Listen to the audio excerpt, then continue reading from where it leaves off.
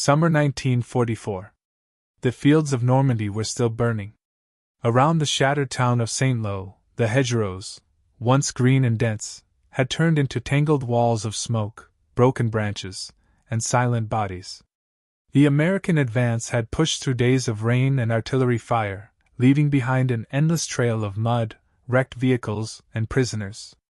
Dozens of German soldiers sat in a makeshift enclosure marked by strands of barbed wire and wooden stakes hammered hastily into the wet ground. They had been captured only hours earlier, rounded up by infantry patrols moving through the ruins of farmhouses that no longer existed. Their faces were pale from exhaustion, uniforms torn, boots caked with mud, eyes fixed on nothing.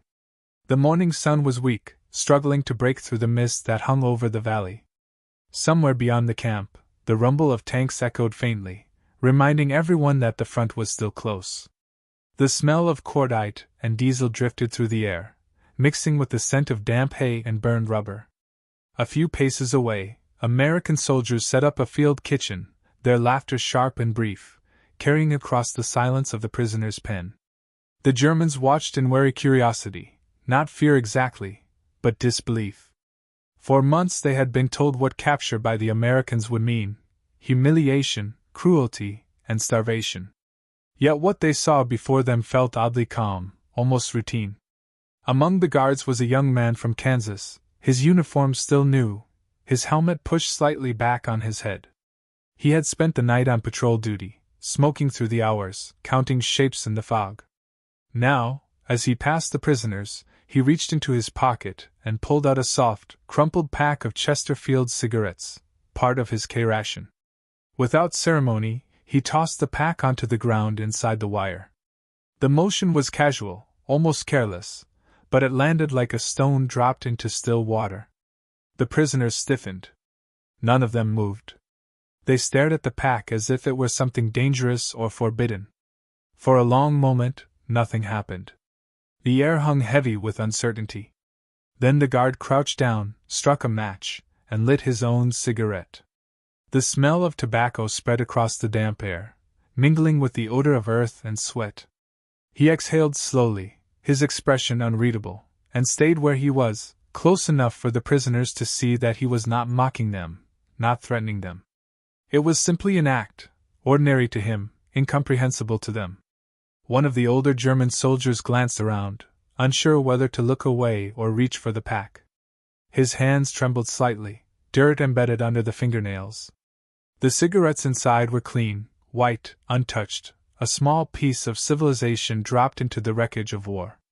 Around him, others shifted, murmuring softly, trying to decide whether this was a trick or a gesture of mercy. But the guard said nothing. He remained where he was, watching the smoke curl into the morning light. The sun finally rose high enough to burn away the fog, revealing the scattered debris of battle, helmets, twisted rifles, fragments of paper carried by the wind. The camp, once a patch of farmland, had turned into a temporary island between two worlds: the war that still raged only miles away, and the uneasy calm of captivity. In that space, the smallest acts carried weight. A cigarette could mean comfort, defiance, or simple humanity. The prisoners could not tell which it was, only that it felt dissonant, almost wrong, that an enemy who could destroy their positions with artillery also had the patience to share a moment of smoke and silence. The young American leaned back, flicked the spent match into the mud, and looked toward the horizon where the artillery thundered again. For him, it was just another morning in the campaign, one more day between battles. For the men behind the wire, it was the first moment since their capture that did not smell of fear. The smoke drifted upward and dissolved into the light, and with it, the absolute certainty that the enemy was inhuman began to fade. For the German soldiers who found themselves behind the wire, the gesture of an American offering a cigarette was more than surprising, it was incomprehensible. Everything they had been taught, everything they had seen, told them that this was not how war was supposed to work. From the first days of training, they had been taught that the enemy was a creature of hate, a barbarian with no honor, no morality, and no respect for life. Nazi propaganda had painted the Americans and British as instruments of Jewish capital, mercenaries fighting for profit, weak in spirit but ruthless in method. Surrender to such an enemy was described as the ultimate disgrace, worse than death. The Wehrmacht's code, written into its very language, demanded that a soldier fight to the last bullet. Captivity meant failure, dishonor, and the erasure of one's name from the record of valor. On the Eastern Front, many of these men had seen what captivity truly meant. They had watched comrades vanish into the smoke of Soviet columns, never to be seen again. They had heard the rumors of forced marches, starvation, and executions. In the endless snows of Russia, there was no mercy, no room for weakness. Those who surrendered rarely lived long enough to regret it. Even when transferred to the West, the soldiers carried those memories with them. To be captured by the enemy, any enemy, was to step beyond the limits of what a soldier could endure. The Wehrmacht did not prepare its men for survival and defeat, it prepared them to die standing. When they fell into American hands in Normandy, their expectations were built on fear and indoctrination. They expected beatings, humiliation, and neglect. Many believed that the Americans would treat them as the Germans had treated Soviet prisoners, left to die in fields, nameless and forgotten. The first hours of capture were filled with tension, every movement of a guard interpreted as a threat. Even the simple act of being given water or food seemed suspect, as though it might be a trick. The idea that an American guard could share his rations, or even his cigarettes, did not fit any image they had of the enemy. Cigarettes in the German army had long become a luxury, replaced by tobacco made from crushed leaves, hay, or even dried potato peelings. For months, many of the men had smoked nothing but bitter substitutes rolled in newspaper. When a real cigarette appeared, it carried with it the scent of something lost, normal life, comfort, humanity. To receive it from an enemy blurred the moral lines that propaganda had drawn so clearly. The German soldiers were products of a system built on hierarchy, obedience, and dehumanization. They had been told that compassion toward the enemy was treason, that pity was weakness. Every poster, every speech, every newsreel reinforced the same message: the Reich was fighting for survival against a world of inferiors. To see that same world treat them with basic respect forced them to confront the fragility of everything they believed. The moment an American soldier handed them a cigarette, the enemy ceased to be a monster and became a man. The psychological dissonance was profound. For soldiers who had marched through Poland, France, and the Soviet Union under banners promising domination, captivity in the West revealed an opposite truth. The Americans who guarded them were often younger, less formal, sometimes even friendly. They did not scream commands in harsh tones. They did not strike prisoners for hesitation. They treated them as defeated opponents, not as subhuman enemies. For men raised in the rigid moral universe of the Third Reich, this was destabilizing. The world they had believed in, where strength justified cruelty and mercy was weakness, was collapsing before their eyes. In the silence of the camp, this realization spread slowly. A shared cigarette, a clean bandage, or a bowl of hot soup meant more than survival. It meant the discovery that their captors did not behave like the monsters of propaganda. For some, it was humiliating to be treated kindly by those they had been told were unworthy. For others, it was an awakening, a small sign that the war had stripped away lies more efficiently than any speech could. The first real cigarette smoked behind American wire became a symbol, not of defeat, but of contradiction. It carried the bitter taste of surrender, yet also the faint sweetness of relief. It reminded them that while they had lost the war, they had not lost their humanity. And in that strange, confusing balance between shame and gratitude, many German prisoners realized that the world they had fought to defend had already ceased to exist long before they laid down their arms. By the 1940s, the cigarette had become one of the most recognizable symbols of the modern soldier. It was more than a habit, it was a ritual, a companion, and a small anchor of normal life amid the chaos of war. On every front, from the deserts of North Africa to the jungles of the Pacific, smoke rose from trenches and foxholes as men paused between orders, between battles, between moments of fear. The cigarette filled the silence that followed explosions. It steadied hands and calmed nerves. In the grim arithmetic of wartime survival, tobacco was as essential as bullets or boots. For the United States military, cigarettes were not an indulgence, but a logistical standard. Every American ration, whether K ration for field use or C ration for longer deployments, contained cigarettes, usually 4 per meal. The brands read like a catalog of homefront comfort: Camel, Chesterfield, Lucky Strike, Raleigh, Old Gold. Tobacco companies had worked closely with the War Department, competing to have their products included in rations, believing that the soldier who smoked their brand in France or the Philippines would remain loyal to it when he came home. Over 300 billion cigarettes were produced for the U.S. Armed Forces between 1941 and 1945, shipped across oceans and battlefields in crates marked for troop use only. These cigarettes carried more than nicotine, they carried the smell of America. To the men who received them, lighting up meant a fleeting return to civilian life. The ritual of tapping the pack, sharing a light, or trading brands became a social bond stronger than rank. A sergeant and a private could share a smoke in silence and find a moment of equality. Cigarettes were passed around after firefights, at burials, or while waiting for mail that might never come. In muddy camps and bombed-out towns, smoke became a kind of language, a pause in which soldiers could still feel human. In the German army, the story was different. At the beginning of the war, Wehrmacht soldiers were also supplied with cigarettes in their daily rations. The German tobacco industry, heavily state-controlled, produced massive quantities for both military and civilian use. Popular brands such as Juno, Ern 23, and Salem were common in soldiers' pockets.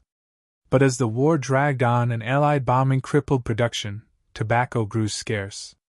By 1944, real cigarettes were often replaced by ersatz versions, rolled from dried leaves, straw, or even beet pulp.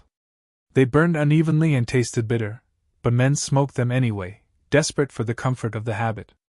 On the Eastern Front, tobacco took on an even greater importance. Soldiers used it as currency, trading it for food, soap, or information. A single real cigarette could buy a loaf of bread or a pair of dry socks. Captured Soviet soldiers sometimes traded their rations for a few puffs of genuine tobacco. It was an economy built on smoke, a system of exchange that crossed language and uniform.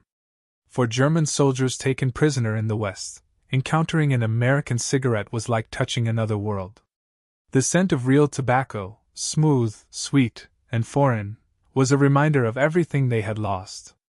The paper was clean, the filter neatly crimped, the pack soft and immaculate. It was a luxury item wrapped in routine. To an American, a cigarette was something ordinary, part of every meal. To a German prisoner, it was a sign of abundance so vast it bordered on the unreal. The cigarette also reflected the industrial might behind the Allied war effort. The same logistical system that could move tanks and rations across oceans could also guarantee a steady flow of tobacco to every foxhole. Cigarettes were mass-produced, standardized, and distributed with military precision. This efficiency itself became part of the psychological warfare of modern conflict. The ability to maintain such comfort even in war demonstrated not only power but stability, a sense that America fought a different kind of war, one built on supply chains as much as on firepower. Meanwhile, in Germany, rationing and scarcity mirrored the country's decline. As tobacco ran out, morale suffered. Letters from the front were filled with requests for cigarettes from home, though families often had none to send. For many soldiers, the taste of genuine tobacco faded into memory. When the war finally turned against them, and they were captured in Normandy, Italy, or the Ardennes, the simple act of receiving an American cigarette carried symbolic weight.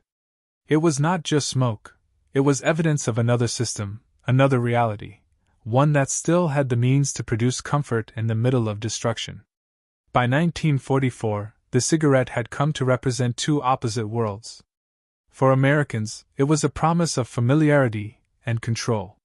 For Germans, it was the memory of a normal life that no longer existed. When a captured soldier held an American cigarette between his fingers, he felt both envy and disbelief. The paper burned evenly, the tobacco glowed orange in the wind, and for a few moments, the war seemed distant. In that fragile space between defeat and survival, the thin column of smoke became something more than a habit, it became the faint, drifting line between despair and humanity. After the Allied landings in Normandy in June 1944, the scale of the conflict changed overnight.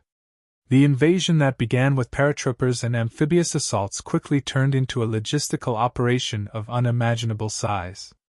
Within days, American and British units were moving inland, pushing through hedgerows and shattered villages, capturing more prisoners than anyone had planned for. Entire German companies surrendered in groups, some still clutching their rifles, others walking barefoot along the roads. The rapid pace of the Allied advance meant that traditional detention systems could not keep up. What followed was one of the largest and most improvised efforts of the war, the creation of the Central Prisoner of War enclosures. These enclosures were vast, open-air compounds surrounded by barbed wire and guarded by military police. Built hastily on farmland or in pastures, they could hold thousands of prisoners at once. The Americans called them POWs, and by the end of summer 1944, dozens had appeared across northern France. They were temporary, chaotic, and often overcrowded, but they served a crucial purpose, containing a flood of enemy soldiers who no longer had an army to return to. In July alone, the U.S. Army reported more than 100,000 German prisoners in the European theater. By the time the Normandy campaign ended, that number had doubled. The War Department had anticipated the need for humane prisoner management long before D-Day. Washington's orders were clear. All captured enemy personnel were to be treated in strict accordance with the 1929 Geneva Convention. This meant food, shelter, medical care, and the right to communicate with families through the Red Cross. American commanders viewed adherence to these rules not as sentimentality, but as a strategic necessity.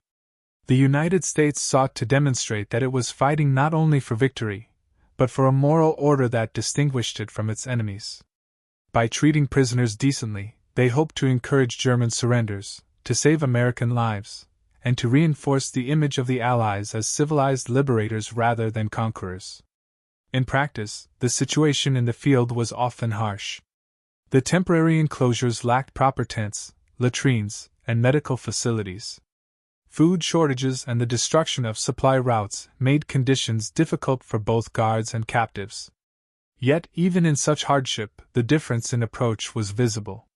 The guards were not drawn from special ideological units but from ordinary divisions, men who, only months earlier, had been mechanics, farmers, or factory workers. Many of them had no personal hatred toward the Germans. They followed orders, maintained discipline, and tried to keep the system functional amid chaos. For these American guards, interaction with the prisoners was pragmatic but not cruel. They knew that fear could easily turn to violence, and they preferred routine over confrontation. Some even saw fragments of themselves in the men they watched over, young soldiers exhausted by years of fighting. A quiet understanding grew in small gestures, a guard refilling a canteen, allowing a brief rest, or handing over a spare cigarette from his ration pack. None of it was officially prescribed, but it reflected the unspoken humanity that survived beneath layers of fatigue and duty. The Geneva Convention also required that prisoners be evacuated from combat zones as quickly as possible. This led to a constant movement of convoys, columns of captured Germans marching west toward collection points in Normandy, then shipped to camps in Britain, North Africa, and the United States. The American military police learned to manage this flow with industrial precision, recording names, ranks, and serial numbers before transferring the prisoners. For the Germans, the first days of captivity were bewildering. They had expected punishment, not bureaucracy. They stood in line, were counted, fed, and sent onward under armed escort. The treatment was efficient, detached, and strangely impersonal. What emerged in these early days was an atmosphere that defied both propaganda and expectation. The Americans saw the prisoners as a logistical challenge, not as objects of revenge. Their system depended on order, not cruelty. The guards were reminded repeatedly that abuse of prisoners would be punished under U.S. military law. Commanders stressed that moral conduct toward captives was part of the American image abroad, a statement of values that extended beyond the battlefield. For the prisoners, this approach was disorienting. They had been told that capture by the Americans meant starvation or torture. Instead, they found themselves processed through an organized, if rough, system that sought to feed them, shelter them, and keep them alive. They slept under open skies, but they received food. They were stripped of weapons, but not of dignity. Among the long days of waiting and uncertainty, small moments stood out: a cigarette passed through the wire, a tin of rations divided, a brief word of calm. These gestures did not erase the misery of defeat, but they challenged every assumption they had carried into the war. By the late summer of 1944, as the Allies moved deeper into France, the POW network had become a vast human mechanism, tens of thousands of guards and prisoners bound by an uneasy rhythm of order and exhaustion. Within it, the foundations of post-war understanding were quietly laid. Acts of basic decency, repeated across hundreds of camps, became the unseen catalyst for something greater: the slow reintroduction of humanity into a world that had spent years trying to destroy it. Once German prisoners were moved away from the battlefront and into the rear areas, the system of captivity evolved into something more structured, efficient, and surprisingly humane. What had begun as open fields surrounded by barbed wire in Normandy gradually transformed into an organized network of permanent camps that stretched across Europe, North Africa, and eventually the United States. Each phase of transportation brought the prisoners further from the immediate chaos of war and deeper into a world ruled by order, paperwork, and routine. For many, this transition marked the beginning of psychological recovery, though it remained a strange, uneasy existence suspended between defeat and survival. At first, the movement of prisoners followed the rhythm of logistics. In France, they were gathered at the central prisoner of war enclosures, then transported to ports or airfields where Allied ships and aircraft carried them to Britain, Algeria, or the American mainland. By late 1944, the United States had begun receiving large numbers of prisoners. Eventually, over 370,000 Germans were held in camps across 46 states. The War Department and the Provost Marshal General's office managed this system with the same precision used for moving supplies or troops. Every prisoner was registered, given an identification number, deloused, issued basic clothing, and informed of camp regulations translated into German. The purpose was not only control, but stability. The Americans understood that predictability reduced unrest. Inside the camps, life settled into a routine defined by work, rations, and inspections. The Geneva Convention required that prisoners be paid for labor performed, and the U.S. military followed this rule closely. Most prisoners worked 8-hour days, either within the camp or on local farms and factories under guard supervision. Their wages were small, typically 80 cents a day, but could be spent at the camp canteen, known as the canteen, or cantine. These shops stocked items far beyond what the average European soldier had seen in years: cigarettes, coffee, shaving cream, writing paper, canned fruit, chocolate, and even magazines. For men who had lived on rationed bread and ersatz tobacco, the simple ability to buy a pack of American cigarettes felt like a return to normal life. The camp administration also allowed prisoners to organize social and cultural activities under supervision. There were orchestras, theater groups, language classes, and even small libraries. The Red Cross supplied reading materials and parcels containing tobacco and soap. Though the daily structure was strict, morning roll calls, scheduled work, and curfews, the overall atmosphere in many U.S. camps was disciplined but not brutal. Guards were instructed to treat prisoners firmly but respectfully, and abuse was punished under military law. The system's efficiency depended on mutual understanding. Guards needed order, prisoners needed routine. A shared cigarette often helped maintain both. In the European transit camps, where conditions were harsher, the role of cigarettes was even more visible. The field guards who supervised captured Germans quickly learned that fear and tension could lead to chaos. A single act of calmness, a guard lighting a cigarette and sharing one through the wire, could defuse an entire crowd's anxiety. It was not an official policy, but it was an instinctive tactic. American soldiers had grown used to smoking during moments of waiting, before attacks, after patrols, during lulls between shelling.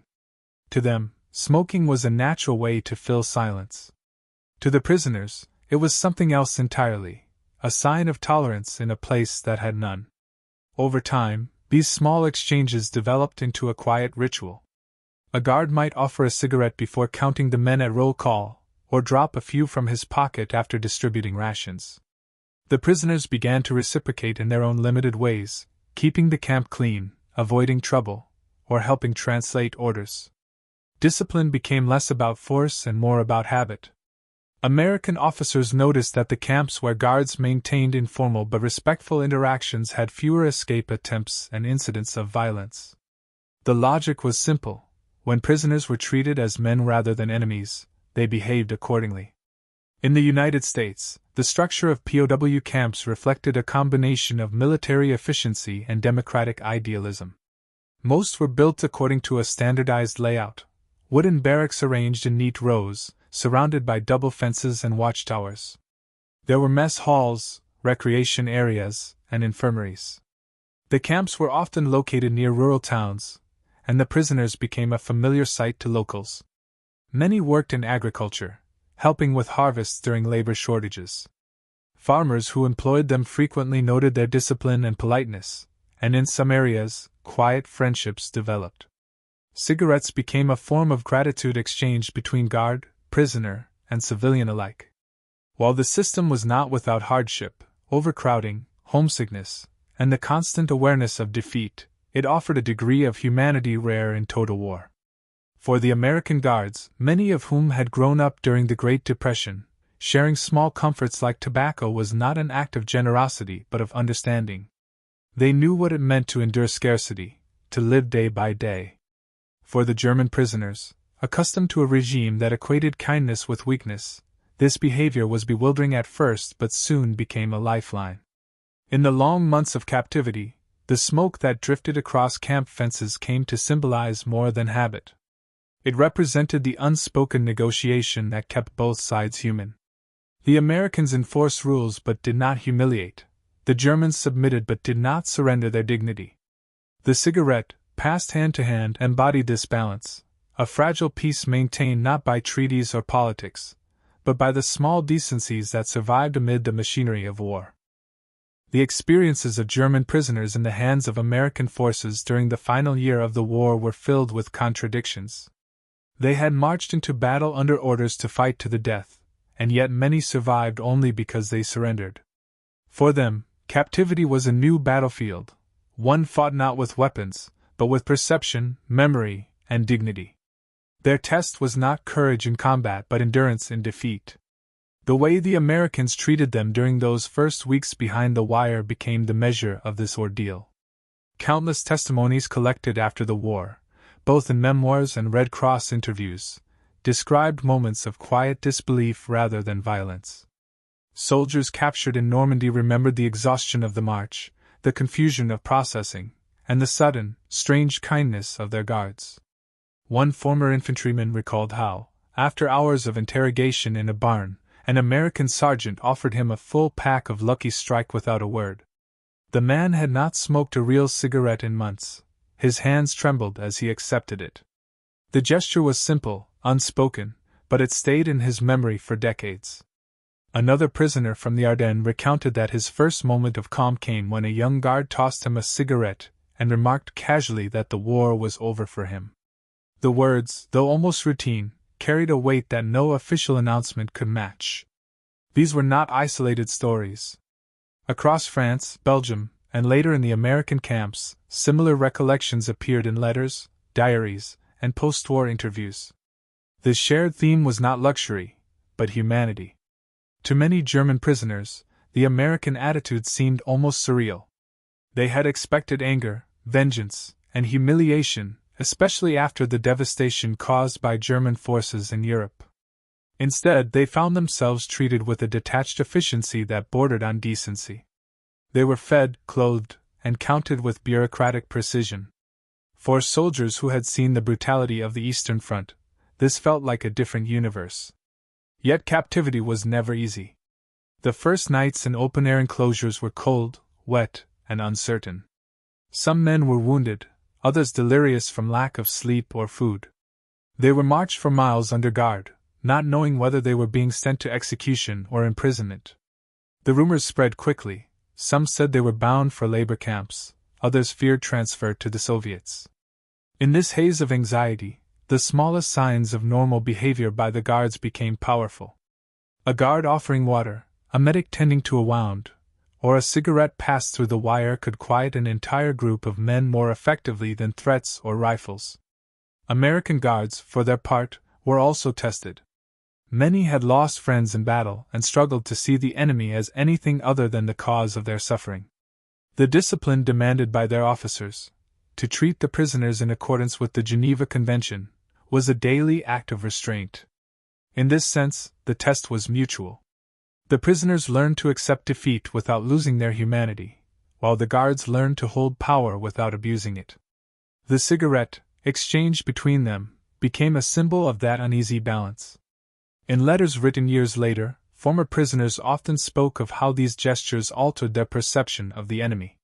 Some recalled that the first American they met after surrender was not a soldier shouting orders but a man who offered a smoke and moved on. Others remembered how a guard quietly placed his jacket over a wounded prisoner during a cold night. These acts did not erase the trauma of war, but they left a mark deeper than any speech about peace or re-education. They proved, in the most tangible way, that moral strength could exist even among victors. Not all encounters were kind. There were moments of frustration, anger, and cruelty, especially during the early days when supplies were low and tempers short. Yet even those episodes were exceptions rather than the rule. The overwhelming pattern in German recollections was one of unexpected respect. The prisoners soon realized that the Americans, unlike the regime they had served, drew strength not from domination but from restraint. It was a lesson learned not in classrooms or camps of indoctrination, but in the silence between two men sharing a moment of smoke after years of chaos. For many, this experience reshaped their understanding of what victory and defeat meant. The humiliation of capture gradually transformed into recognition that survival itself was a form of redemption. When they later reflected on the war, the image that surfaced most often was not of explosions or speeches, but of a quiet scene, a field somewhere in France, the smell of tobacco, and an American guard leaning against a fence, letting the smoke drift into the summer sky. That image, repeated in countless memories, stood as a reminder that even amid the wreckage of nations, humanity could still find its way through the smallest of gestures. The effects of these small gestures of decency extended far beyond the fences of the prisoner of war camps.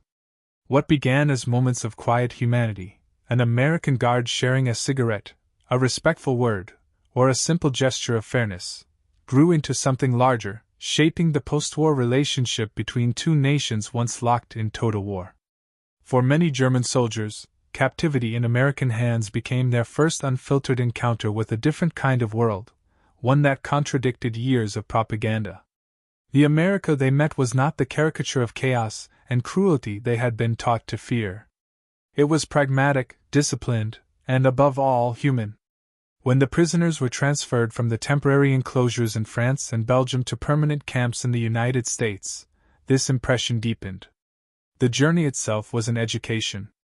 They crossed the Atlantic on Liberty's ships, guarded but well-fed, and were astonished to see the abundance of supplies that followed the American army even in wartime.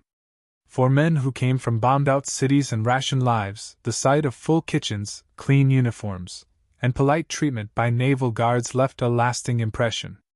They arrived in ports like Boston, Norfolk, and New York not as slaves or victims, but as captives in a system that seemed to value order more than revenge. Inside the American camps, particularly those in the Midwest and South, daily life took on a rhythm that gradually replaced fear with curiosity. Prisoners worked on farms, in sawmills, and in food processing plants. The labor was hard, but it followed the rules of the Geneva Convention. They were paid, housed, and provided with recreation. Local civilians often interacted with them directly, and the results were unexpectedly peaceful. Farmers in Iowa, Nebraska, and Texas later recalled that the German prisoners were diligent workers who sometimes sang while harvesting corn or picking cotton. Some of the men wrote letters expressing disbelief that they could work alongside Americans and be treated as equals under supervision. The cigarette, once a rare luxury, became an everyday commodity in this environment, a small but powerful symbol of normalcy. The American authorities recognized that humane treatment served practical and political goals. Well-fed, well-treated prisoners were less likely to resist or attempt escape, and they could be used to fill critical labor shortages caused by the war. But the results went beyond efficiency. Many of these men, exposed daily to American habits, saw firsthand the values that underpinned their captors' society: openness, pragmatism, and a certain unpretentious sense of fairness. They read American newspapers, listened to jazz on camp radios, and saw movies shown by the Red Cross. For soldiers raised under Nazi censorship, these glimpses into free media were revelations.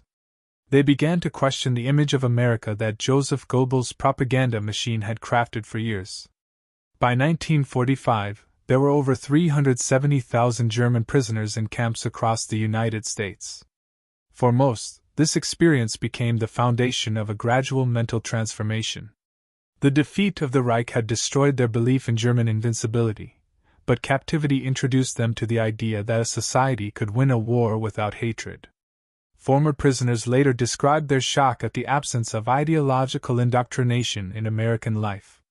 They saw guards who prayed before meals, workers who complained openly about the government, and newspapers that criticized their own army, things unimaginable in Hitler's Germany. These observations, however small, began to erode the ideological isolation many of them had lived under for years. When the war ended and repatriation began, thousands of these men returned to a Germany in ruins. Yet they carried with them memories that differed sharply from those of their compatriots who had been captured in the East. The contrast was stark. German prisoners held by the Soviets often endured starvation, forced labor, and years of captivity.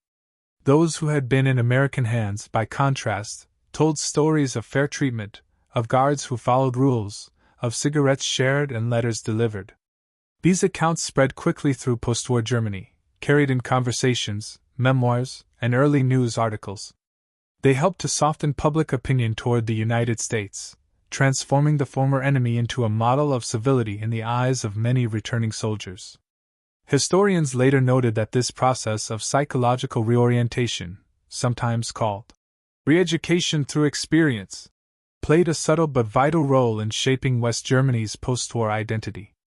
The men who had once been instruments of a totalitarian regime became, through captivity, witnesses to another way of living. Many of them found work with the American occupation authorities after 1945 or participated in the rebuilding of their towns under Marshall Plan programs. Their memories of fair treatment gave credibility to the new alliance forming between the two nations. In this way, the quiet decency shown by American guards in 1944 and 1945 became an invisible bridge between wartime enemies. A single cigarette passed through the wire could not change the course of the war, but it could change a man's perception of the world. Thousands of such moments accumulated into something far greater, a foundation of trust that would later underpin the political, cultural, and military partnership between the United States and the Federal Republic of Germany. The smoke from those wartime cigarettes drifted upward and disappeared, but the impression they left endured for generations. By the closing months of 1945, the image of the German prisoner of war in American hands had taken on a symbolic weight that far exceeded the daily reality of camp life. Photographs published in local newspapers across the United States showed young men in neatly issued work clothes, standing in rows, smiling faintly, or talking with guards during breaks. In many of these images, they held cigarettes, small, ordinary props that carried a quiet meaning. To the American public, they represented both victory and virtue, a reminder that the United States had defeated its enemy without surrendering its humanity. To the men in the photographs, the cigarettes marked something more personal, the first fragile link between the world they had lost and the world that awaited them after captivity. The visual record of these camps, preserved in government archives and private albums, became an enduring testament to a different kind of triumph.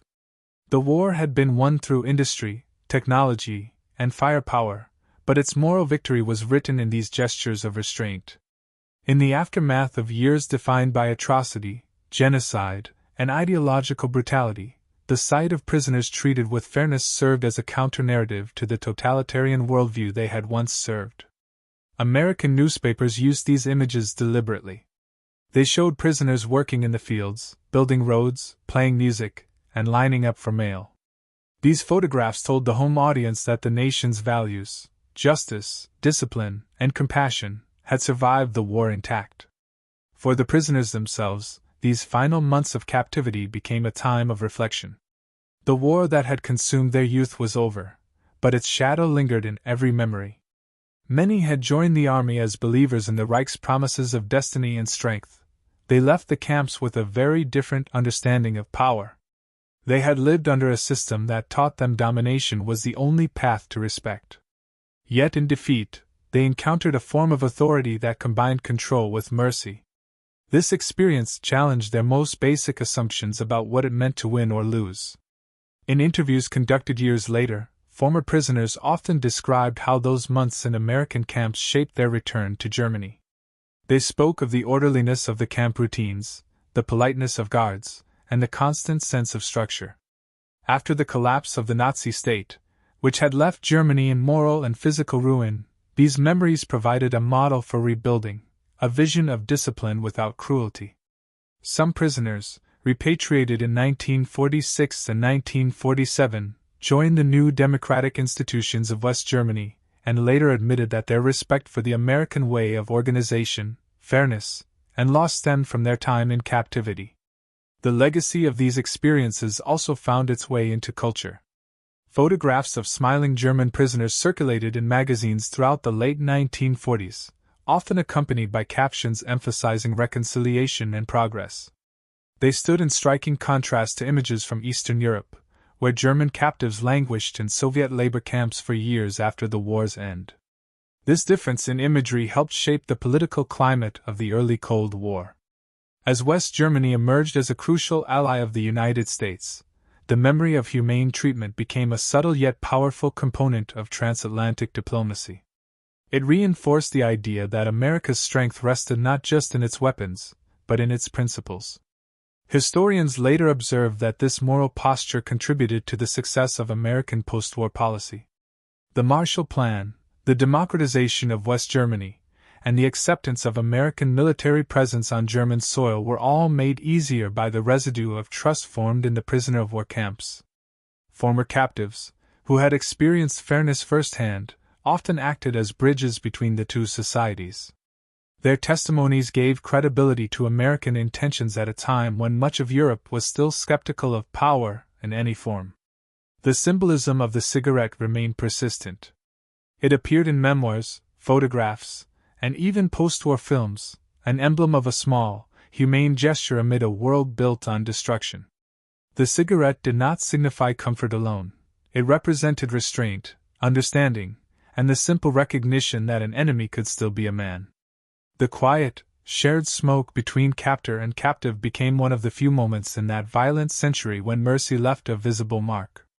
By the time the last German prisoners returned home from American camps in 1946 and 1947, the world they had left behind no longer existed.